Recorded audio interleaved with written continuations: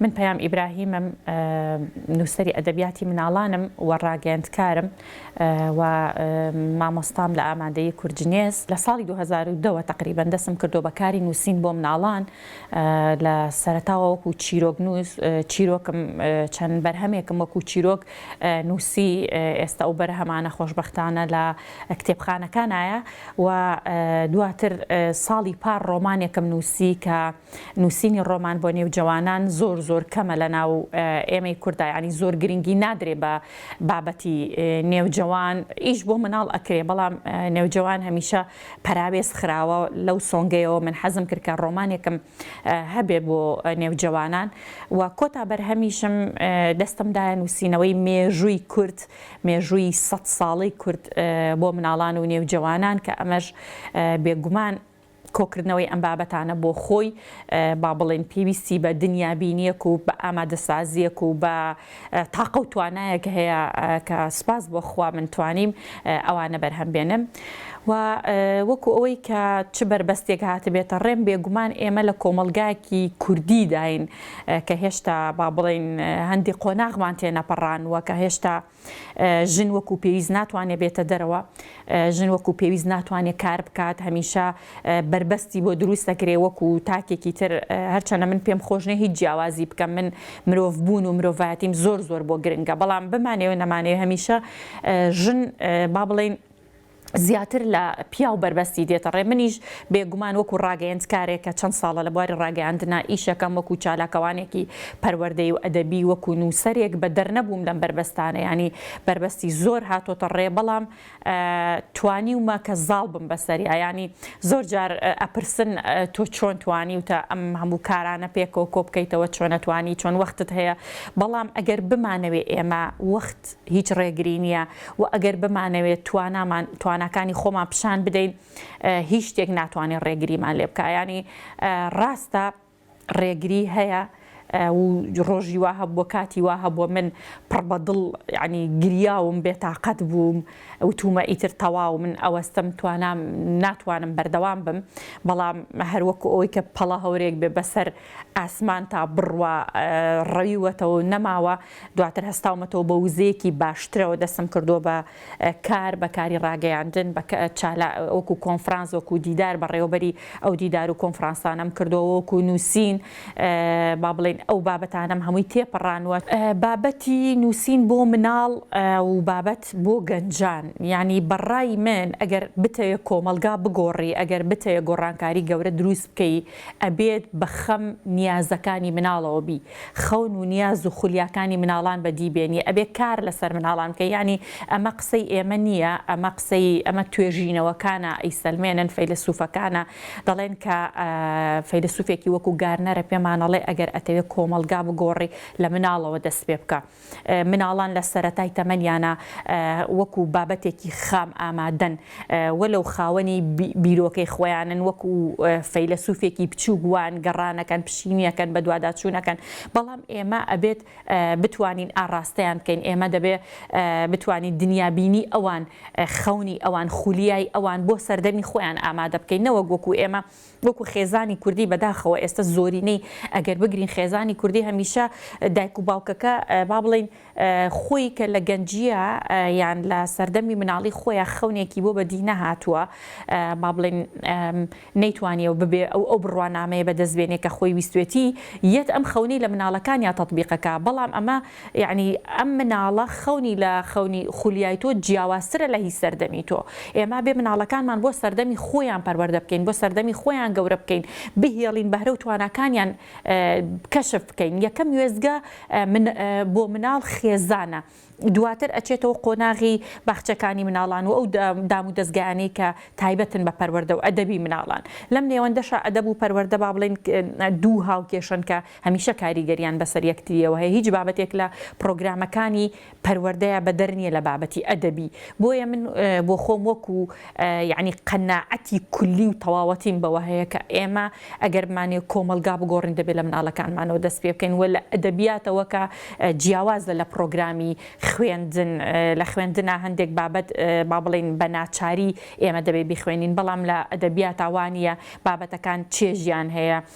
با بڵێن مناڵ چێژی لێ ئەبینێ لەزەتی لێ ئەبینێ ڕەنگا و ڕەنگە بابەتەکان خۆی هەڵی ئەبژێرێ پێی خۆشە بەڵام ئەبێ خێزان پاڵپشتێکی باشی مناڵ بێ. بوونی کتێبخانە لە ناو ماڵە زۆر گرنگە بۆ مناڵ کاتێک کە چاوەکاتەوە کتێبخانەیە کە بینێ ئەو کتێبانە بینێ کە بابەتی مناڵانی تیا هەیە. ئێمە وەکو دایکان و باوکان ینی گرنگی بە زۆر لایەن ئەدەین لە ناو ماڵوانە بەڵام گرنگی بە کتێبخانە نادەین بۆ مناڵان. کتێبخانە هەم لە ژووری مناڵان گرنگە هەم لە ناو ماڵە هەبێت گرنگە. ئێمە لە باتی هەر شتێکی ترکە بە دیاری بۆ مناڵەکانمانێنین ئەگەر کتێبی بۆ بکەین بە دیاری ئەوە پێم وابێ باشترین دیاریمان پێشکەشی مناڵەکانمان کردووە. بریە ئەم جیاوازیە نەبووە ینی هەمومان ئێستا ژن لە بوارەکانی هەموو ئەو بوارانی کە پیاو ئیشی تیاکە ژن زۆر بە ئازایانەتر زۆر بە سەلیقەتر زۆر ورتر هاتۆتەکایەوە لە ڕابردووشە ئەمە هەروە بووە. هیچ مرۆڤێک بێبەهرە نییە هەموو مرۆڤێک کە دێتە دنیا چەندین بەهرەی هەیە بە ژنەوە بە پیاوە بەڵام هەمیشە ئێمەی ژنان حەزمان لەو بابەتانەیە کە چکە خۆمان خوڵقێنەری مناڵین هەمیشە ئەگەر بچیتە مەکتەبێک قوتابخانەیەک با بڵێن مامۆستای ژن زیاترە بینی لە مامۆستای پیاو. ئەو شوێنانەی کە مناڵ و بەخێوکردن و ئەمانە بەرکەوتەی ژن زیاترە لەگەڵی چونکە ژن خۆی خوڵقێنەری مناڵە خۆی مناڵ ئەهێنێتە دنیاوە بۆیە من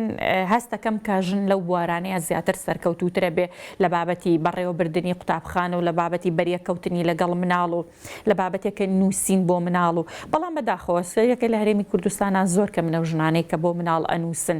یا خود ئیش بۆ مناڵانەکەن کە من بەعنی بە پەنجەی دەست ئەیان ژمێری بەس لە بوارەکانی ترە هەمانن بە دڵنیاییەوە بمانێ و نەمانەوێت ئێمە لە هەموو جیهانی شاوا هەیە ژن ڕۆڵی گەورە و کاریگەری هەیە لە پەروەردەکردن و با بڵێن خستنە سەرپێی مناڵ بۆ ئایندە ئەمە ینی یەکلاکەرەوەیە وەلو لە وڵاتانی تر باوکیش هاوبەشە لێرەش هەر باوک هاوبەشە بەڵام با بڵێن ئەگەر بیکەین بە سەدی لە سەدا هەشتای ئەرکەکە لەسەر ئێمەی ژنانەکە مناڵەکانمان پەروەردەکەین بە خێویانەکەین هەر فیترەتی ئێمە وایە عنی لە شیرپێدانمانەوە بۆ مناڵ لە بەخێوکردنمانەوە لە سۆز و هەستمانەوە زیاتر ئێمە لە مناڵەوە نزیکین بۆیە کارکردنی ژنان لەو بوارەیە بۆ مناڵان پێم وابێ زۆر سەرکەوتوترە بێ. من بەرهەمەکانم لە سەرەتایە کە چاپم کرد چەند بەرهەمێکم 4 بەرهەمم سمۆرەی میهرەبان ئۆتیزمم هاوکارم با ژینگەکەم دەپارێزم قاپی خواردنەکەی ئێسنا ئەم 4 بەرهەمەم ڕێک بابەتی پەروەردەین هەر با بڵێن ناونیشانی کتێبەکە ئەڵێ پەروەردەکردن لە ڕێگەی چیرۆکەوە پەروەردەکردن پەروەردە بۆ من خاڵێکی زۆر گرنگە کە پێویستە هەمومان کاری لەسەر بکەین یعنی لە سەرەتای ژیانمانەوە هەتاوەکو ئەو کاتەی ئێمە لە ژیان دەرەچین هەر پێویستمان بەوەی خۆمان پەروەردە بکەین پێویستمان بە پەروەردەکردنە ئەمە بۆ مناڵان زۆر زیاتر پێویستی پێێتی چکە مناڵان کاتێکە با بڵێن وەکو چۆنەڵی ئەرزێگوان زەویەکن چیانتیا ئەچێنی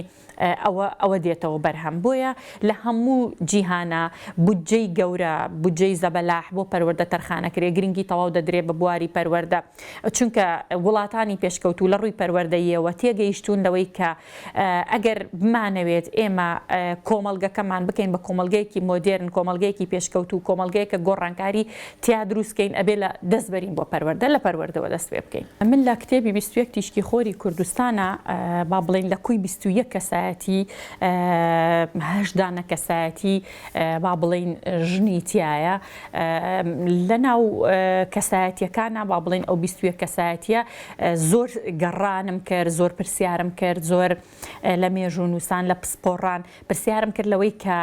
ژنانی ئێمە لە ڕابردووە ژنە سەرکردەکانمان چێ بوون ئەوەی کە من دەستم کەوت لەوانەیە زیاتریش هەبێت کە من پێی ڕانەگەیشت بێتم 18 کەسایەتی ژنمان هەیە با بڵێن بۆ ئێستامان زۆر گرنگە ینی ئەبێ ئێمە مناڵانی ئێمە لە ئێستایانەوەی ئێستامان خوێندکارانمان قوتابیانمان دەبێ بزانن کە لە ئەمەی کە ئێستا باسیەکەن ژن وابێ و ڕێگری لێ ئەکرێ و ژن ئەکوژرێ لەسەر هەندێک بابەتی زۆر سادە و لاوەکی دەبێ بزانن کە ئێمە لە 100 ساڵی ڕابردووە ژنمان هەبووە سەرکردە بووە ینی باوکی سەرۆکی با بڵێن میرنشینێک بووە کوڕیشی هەبووە بەڵام هاتووە کە شوێنەکەی خۆی میرنشینەکەی خۆی داوە بە ژن باوکمان هەبووە لەو سەردەمەیە ئەمەندە متمانەی بە کچەکەی هەبووە، ئەمەندە پێی باش بۆ کچەکەی خۆی ناردۆتە شاخ. یەکێک لەوانە مارگرێت بووە. مارگرێت لە تەمەنێکی زۆر مناڵیە چۆتە شاخ لەگەڵ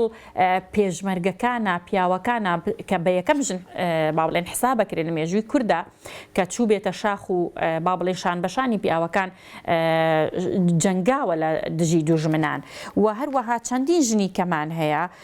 کە لەو بوارانەیە پێشکەوتوو بوون، کە لەو بوارانەیە سەرکردە بوون،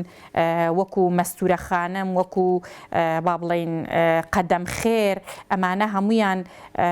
لە ڕابردووی مێژووی ئێمەیە ئەبێ شانازیان پێ بکەین. هەمیشە کەسایەتێکی وەکو لەیلا زانامان هەبووە، با بڵێن کەسایەتێکی وەکو لەیلا زانا، وەکو قەدەم خێر، وەکو مەستورە. یعنی ئەمانە گرنگە کە مناڵانی ئێمە ئێستا بزانن کە ئەمەی کە ئێستا ئەگوزەرێ زۆر نائاساییە کە ئەم بارودۆخەی ژنانی تیان زۆر نائاساییەوە. دەبێ ئێمە ئیشی لەسەر بکەین کە لە 100 ساڵی ڕابردووە ژن هەبووە سەرکردە بووە، ژن هەبووە شۆڕژگەر بووە، ژن هەبووە خەباتکار بووە. و لە سەردەمی شاخیش با بڵێن لەو نزیکانەیە چەندین ژنی خەباتکار و چەندین ژنی شۆڕژگەر و چەندین ژنمان هەبووە با بڵێن هاتوچۆی نامە و هەندێ بابەتی بۆ پێشمەرگەکان کردووە و خوانیان بۆ ئامادە کردوون و شان بەشانی ئەوان. یعنی ئەو شۆڕشەی کورد کە هەبووە ژنان نەبووایە بە دڵنیاییەوە سەرکەوتنی بەدەست ناهێنا. بۆیە زۆر گرنگە کە ئێمە ئیش لەسەر کەسایەتیەکانی خۆمان بکەین و لەسەر ژنە سەرکردەکانی خۆمان و لەسەر شۆڕشی ژنەکانی خۆمان.